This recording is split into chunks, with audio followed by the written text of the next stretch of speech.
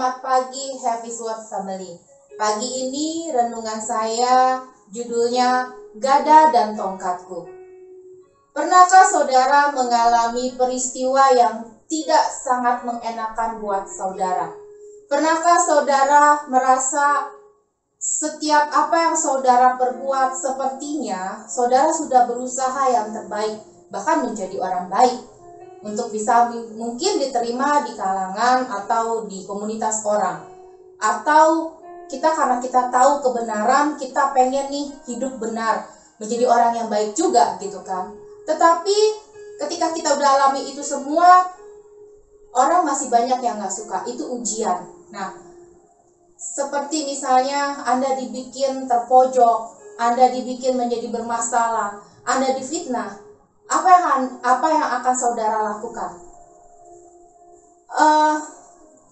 Belum lama ini saya alami di lingkungan kantor saya.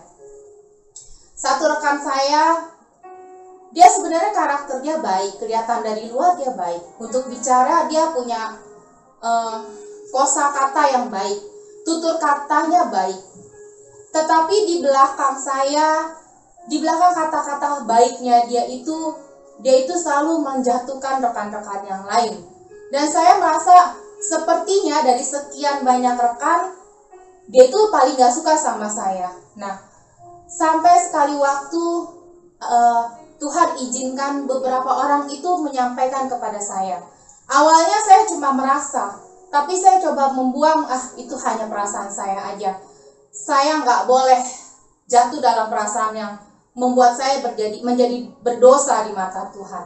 Tetapi ketika ada rekan-rekan yang datang kepada saya, menyampaikan kepada saya, jujur saya kaget, saya sedih, dan saya merasa, padahal di dalam kantor saya itu saya punya ruangan sendiri, dan sejak COVID ini saya tuh jarang banget untuk keluar, sangat jarang.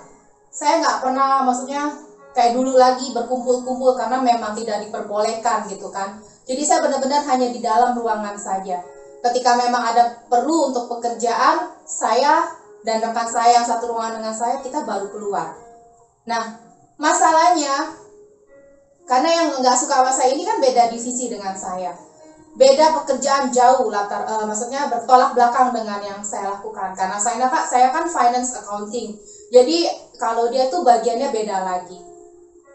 Tapi dia tuh menyebarkan fitnah-fitnah yang tidak baik untuk menjatuhkan saya. Sampai beberapa orang yang tadi saya bilang itu menyampaikan kepada saya cuma bilang gini, udah biasa. Saya sudah tahu kok, gak apa-apa, biarin aja. Nanti Tuhan juga yang akan membalas dia. Mungkin saya gak tahu teman-teman saya ini yang menyampaikan ini kepada saya maksudnya apa, memang baik, atau memang juga supaya saya tegur dia dengan keras. Saya nggak tahu di belakang maksud mereka itu, tapi saya belajar seperti ini. Ya udahlah, biarin. Tetapi ini, iblis nggak akan pernah berhenti ketika ada satu bisikan, ketika kita mungkin udah menolak dia. Iblis tuh nggak akan berhenti supaya kita tuh marah, supaya kita tuh tegur dia, supaya kalau mungkin bahasa sehari-harinya, supaya saya ngelabrak dia gitu kan. Sampai hari itu waktu kejadian teman saya ada jadi 3 orang yang laporin itu ke saya. Orang ketiga ini yang benar-benar dia sampai kasih lihat buktinya, ada satu chatting WA yang benar-benar sebut nama saya, menjelekkan nama saya, dan saya emang sih di mulut saya berusaha ya udah nggak apa-apa, tapi hati saya sedih. Padahal saya itu yang nge-backup dia. Memang teman saya berapa kali, kita memang satu tim cuma beda divisi doang. Beberapa kali dia melakukan satu kesalahan, beberapa kali kesalahan. Beberapa kali juga bos saya ingin mem-PHK dia. Teman saya ini perempuan, dia punya anak juga 2. Dan karena saya di dalam ruangan sendiri, jadi ya itu lagi rekan-rekan yang lain yang menyampaikan kepada kami. Dan saya dengan rekan saya yang satu ruangan ini, kita yang pasang badan, kita yang selalu backup dia. Tolonglah Pak, pikirkan baik-baik. Jadi kita yang selalu bela dia di belakang dia, tahu gitu kan. Jadi Pak tolonglah, dia pasti bisa. Coba diomongkan baik-baik. Memang mungkin itu tidak sepengetahuan dia gitu kan, kita bekerja di belakang dia. Sampai kita rapat, sampai saya panggil chief accounting saya supaya datang, supaya kita bicarain supaya dia tuh benar-benar gak di PHK. Itu kejadian beberapa kali. Dan itu yang bikin saya sedih gini, kenapa harus kamu memfitnah saya? Padahal saya belain kamu luar biasa. Saat itu hati saya tuh udah panas. Dan saya kan pulang pergi sama rekan saya gitu kan. Puji Tuhan beliau baik, dan saya bilang sama Cici ini, Cici turun aja dulu, saya bilang. Maksud saya saat itu adalah saya ingin tegur dia, tegur teman saya memfitnah saya. Tapi saat itu Roh Kudus bilang, Mel, tenangkan hati kamu. Jangan punya amarah yang bisa menguasai kamu dan membuat kamu jatuh dalam dosa. Saat itu saya bilang, oke Tuhan, ampuni saya. Saya minta maaf Tuhan. Kuasai saya dalam nama Yesus, saya bilang. Saat itu saya kunci ruangan, saya pulang. Besok paginya, saya berusaha untuk menenangkan diri saya. Dan ini iblis lagi ya. Saya bilang iblis pekerjaannya luar biasa supaya kita jatuh dalam dosa. Saat itu pagi-pagi, dia masuk ke ruangan saya. Ibaratnya, saya tuh seekor buaya yang lagi lapar-laparnya disamperin sama mangsanya. Dia masuk ke dalam ruangan saya dengan alasan mau minta beberapa ATK. Memang ATK itu simpan di dalam ruangan saya. Saya bertanggung jawab atas semua ATK itu. Dia masuk dan saya nggak mau ngomong dulu karena saya tahu kalau saya keluar, saya nggak bisa kuasai mulut saya, itu pasti ribut. Saat itu saya setel pujian di kantor, saya kencengin, saya setel pujian, saya pakai headset. Dan yang aneh ini anak, dia malah nyamperin muka dia ke depan muka saya. Ci, dipanggilin kagak jawab katanya. Saya cuma nyengir. Terus saya buka headset saya bilang, oh saya kan pakai headset, aku bilang gitu. Udah, dia keluar. Tapi saya masih duk, hati saya luar biasa. Saya buka Alkitab saya di komputer, saya baca. Keluarlah Mazmur, ayat-ayat di mana Tuhan nunjukin kasih-Nya. Seperti ini.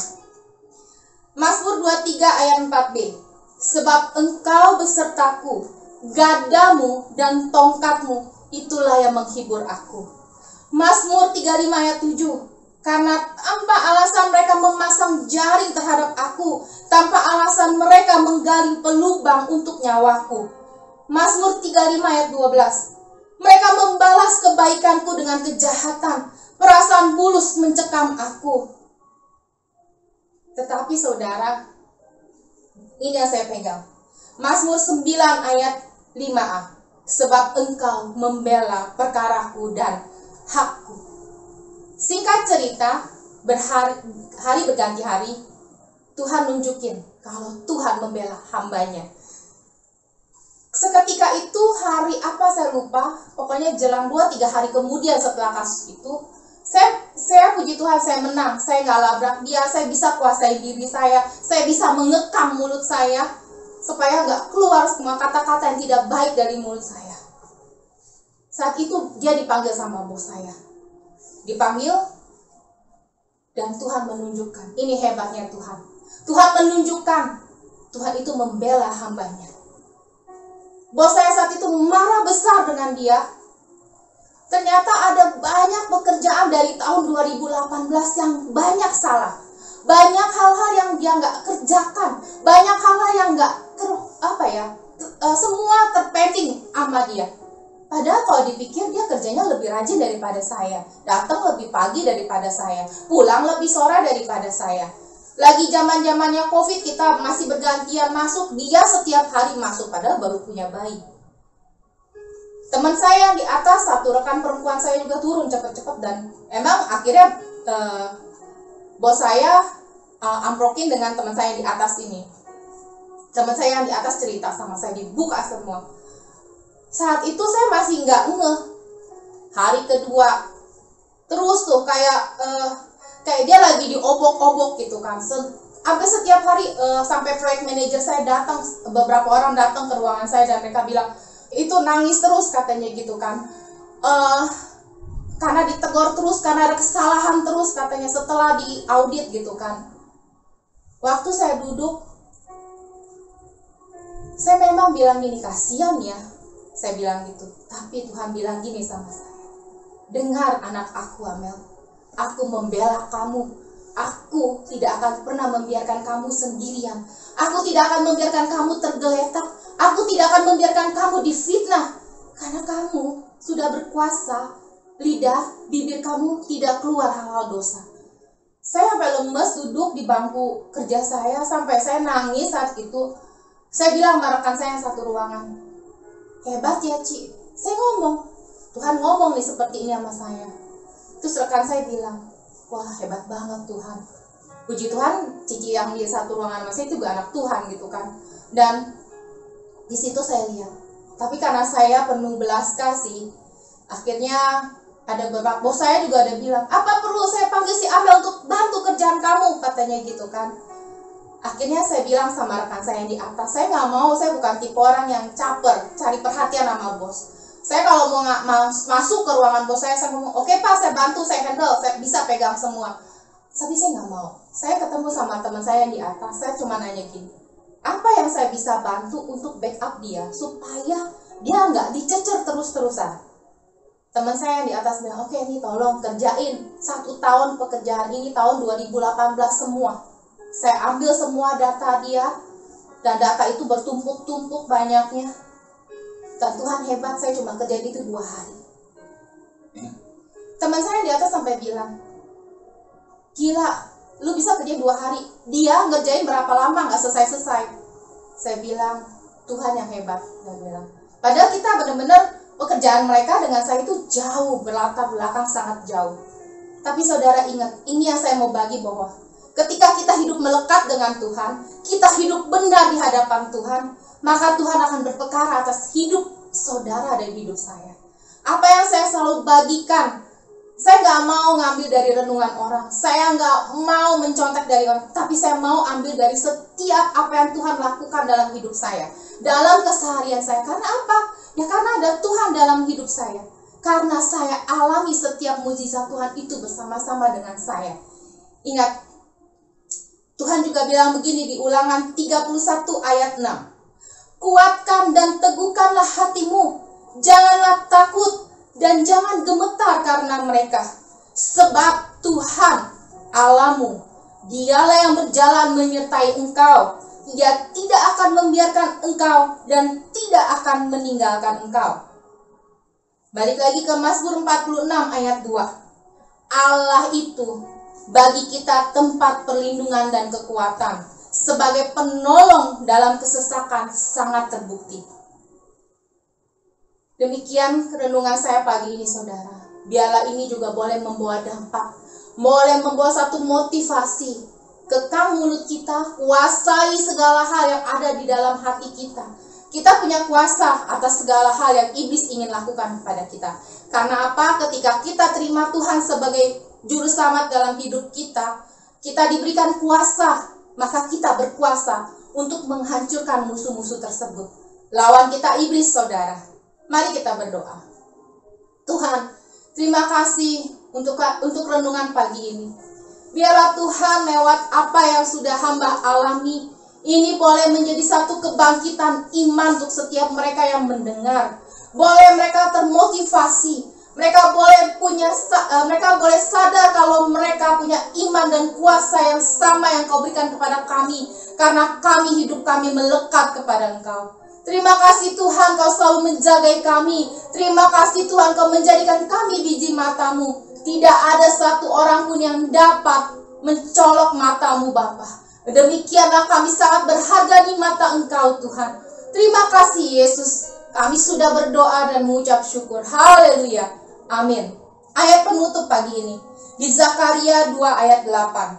Sebab beginilah firman Tuhan semesta alam, yang dalam kemuliaannya telah mengutus aku mengenai bangsa-bangsa yang telah menjara kamu. Sebab siapa yang menjamah kamu berarti menjamah biji matanya. Ingat saudara, saya dan Anda biji matanya. Terima kasih, Tuhan Yesus memberkati.